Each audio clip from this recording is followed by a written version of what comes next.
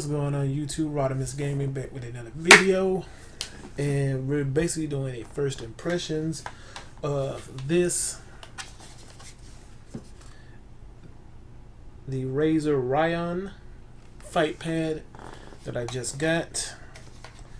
I just did pretty much played a little bit of Dead or Alive on it, which is what I bought it for. I should have tried it on some Street Fighter just to get a full understanding of the D-pad, but sorry that. A little thirsty, but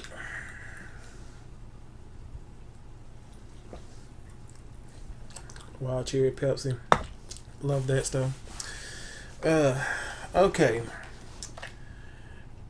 just my brief first impressions of playing with it for about an hour or so. The Raion is leaps and bounds better than the Mad Catz Street Fighter 5 pad that came out. This is I believe the refreshed one that came with a better D-pad, but the Raion is 10 times. This thing is godlike. I could tell the difference between this pad and this one pretty much instantly once I got it. When I played Dead or Alive, the button lag wasn't there anymore. You know, it was super responsive. The one thing I will say about the D-pad is going to take some time to get used to because of the micro switches. It is, to me, it felt more like it was more precise, that you really have to do a precise motion to get certain things to come out, whereas on this D-pad I could kind of mash out certain moves and it didn't really matter. I could start from over here. I could do pretty much a 180 motion when I only needed like a quarter circle, like a quick quarter circle motion. I could start over here and that move would still come out. But with this one right here, as you can hear, this D-pad, you have to be extremely precise and know exactly where to place your thumb when you're doing certain motion.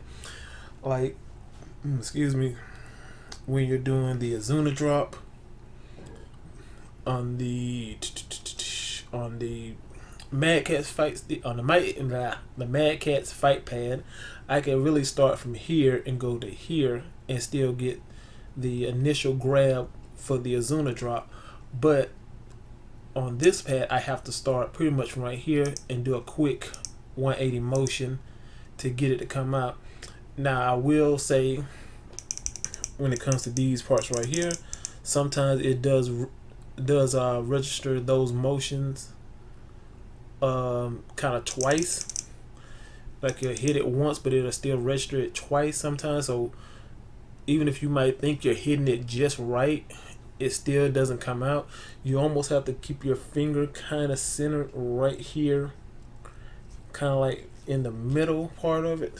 You can see, kind of like right there, and you have to do a quick motion to get certain things to come out. But overall, once you get to playing with this pad, you're gonna definitely get used to it. You're gonna understand where you need to have your fingers placed.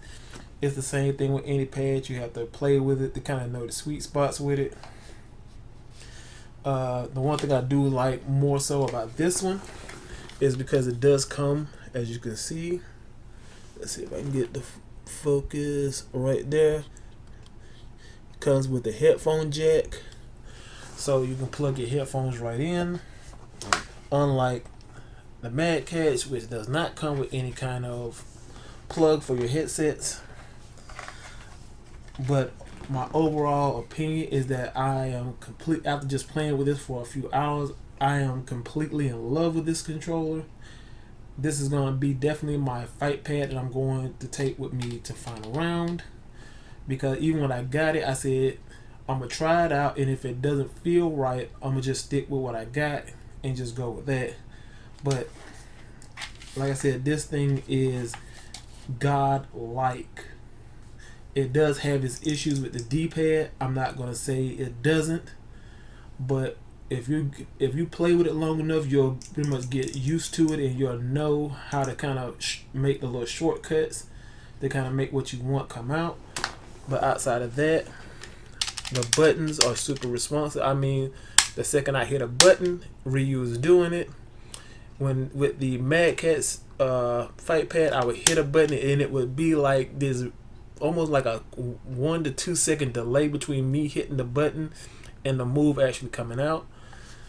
So a lot of times I would get caught like trying to do a hold. I would hit the hold button, and then the punch, he would already be throwing the punch, and then as soon as he hit me, all of a sudden the hold would just come out of nowhere.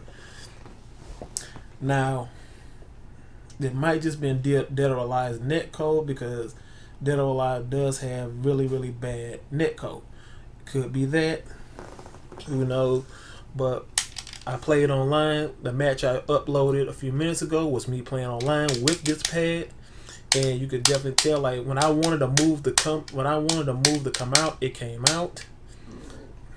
Excuse me. Man, soda just make me burp. But like I said, when I wanted to move to come out, it came out. If I wanted to punch, a kick, a hold, a throw, it came out. There was like very little lag input from me hitting the button and the action actually coming out on the screen. So I'm actually gonna say this is worth the $100 that I paid for it. If you're going through GameStop and you just want to pre-order it, hey, do it that way if that's what you feel like. But if you want it now, you can look for it on Amazon. It's already up for sale on Amazon, and you can get it Amazon Prime shipped to you for 2 days like I did. Or you can go to GameStop and pre-order it, and you'll get it in February, which I still don't understand why GameStop doesn't get theirs to February. But eBay, you can go on eBay and get these brand new. Same thing, they're already up for sale. But I'm just basically blown away by how good this fight pad is. Another thing with these, which I love, is this piece right here, which is a way to keep your cord from being just all over the place. And it also comes with a USB cap cover.